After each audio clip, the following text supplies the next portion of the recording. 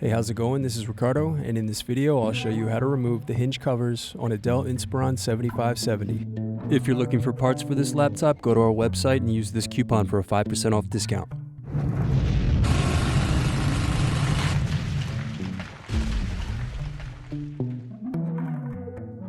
First, remove bottom base screws.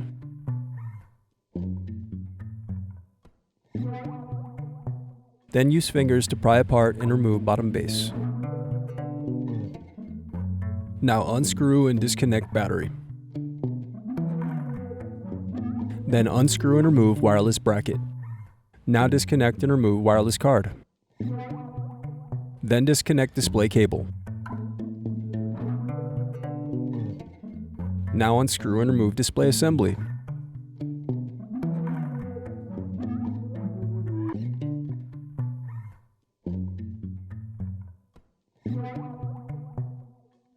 Now use thin object to pry apart and remove hinge covers. Thanks for watching. Don't forget to like and subscribe if you enjoyed this video. And if you need more, check out this playlist to watch other tutorials for your laptop. You can also click here to find parts for your laptop at partspeople.com.